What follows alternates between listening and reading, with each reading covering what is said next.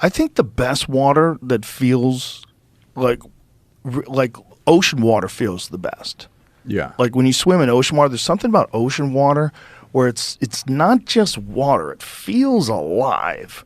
It feels like you're dipping into an ecosystem. You're not in a petri dish. Like a swimming pool feels like a petri dish. You ever snort it? Snort? Yeah, ocean water? Yeah, like What do you think the answer to that question? I don't know, like, but you. I mean, accidentally. Yeah. I've got it up my nose accidentally, but I didn't snort it for effect, though. I'm not trying to do it but there was, when I meet old healthy people, I always ask them like, "What's your secret?" And he said, "I snort salt water like when I go swimming." And he takes a little bit in his hand and he swims and he goes. And it burns like this, and this guy swears by it. He's like, I fucking love it. And I'm like, all right, So I tried it. It did burn. Well, isn't that a lot like a neti pot? Like, yeah, people do that to clean their nose out, right? Yeah. I read about someone who had this might be propaganda. This might be against the neti pot industry, but there was someone was using a neti pot and they got a brain, some sort of a parasite. And look, there's always going to be like one, right? There's always going to be. We should live in fear. That's what I'm saying. We should just live in fear. I snort salt water. I'm in Seattle. Is it real? Yeah. What is it? So someone in Seattle, did they just snort? A man dies of a brain-eating amoeba, possibly from rinsing his sinuses with tap water. This one is in Florida. Oh, that's in Florida. So there's more than one. You heard Steve-O's bit about this, right? No, but if that shit gets in your brain from tap water, like what about when you swallow it? All right, you have to boil it? You saw the Hadza drinking the brown water, right? Yes. It's not, that water has like cow poop in it and like it's disgusting, right? When I met Steve-O, he's like, when his family traveled a lot when he was younger, and he said when he goes to other countries, they always tell you don't drink the water in Mexico, don't drink the and he'd always do it, and so he'd get like crazy diarrhea, get sick. But now he says he has the most insane like gut biome, and and he never gets sick now, which like he seems like he should be dead and he isn't. And so the Hadza have a very similar thing with them. They have an insane micro gut biome, like the most diverse ever. So if I drink that shit, that brown water, I'd be dead. You'd be fucked. Yeah, I'd be fucked. Do you know what Joel Salatin is? Mm-mm. Joel Salatin is he's one of those guys who's he does these farms where all the animals on it's called polyface farms. All the animal on the farms, they all work together. It's it's called regenerative agriculture. Yeah. So there's no pesticides, no herbicides, and it's all just about moving the animals around and having them. And he drinks out of the cattle, those fucking buckets where the cows drink out, those long trough. The trough. Yeah. He drinks the water out of that for his own gut biome. All right, so, okay, you're the perfect guy to, I'm you've offered to give me on it shit, but I just buy all of that stuff anyways. Like, in the same way with the oxygenated pool, there's like, you live a life very similar to mine where sometimes we meet people and they go, hey man, if I had your money, this is what I would do, right? They tell you what they would do, right?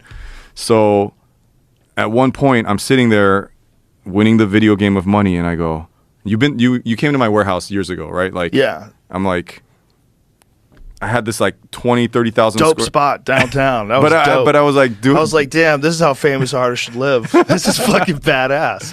It was badass. I was like, yeah, that's because if I went over your house and it was like IKEA furniture or some shit, it would be so boring.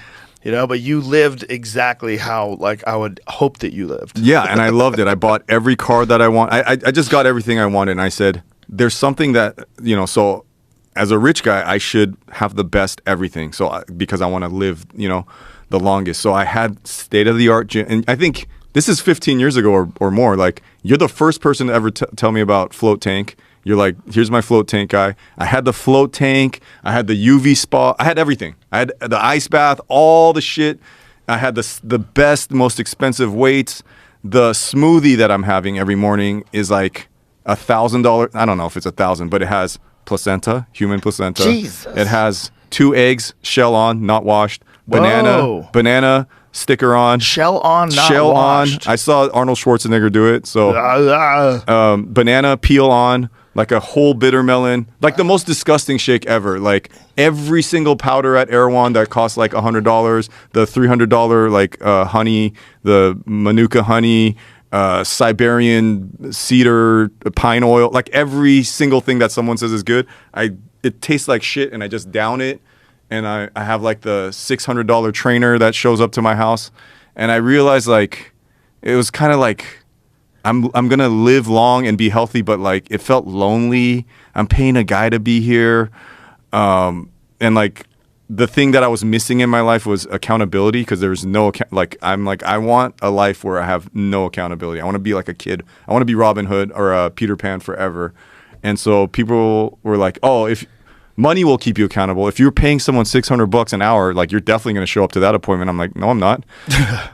So I found this guy, this rogue trainer that like my friend was like, I know a guy. And I was like, well what's this guy? Like the money thing's not going to, he's like, he hits you. And I was like, hits what? You? Yeah, he hits you. You got to sign a contract and stuff. And it's like, are you okay?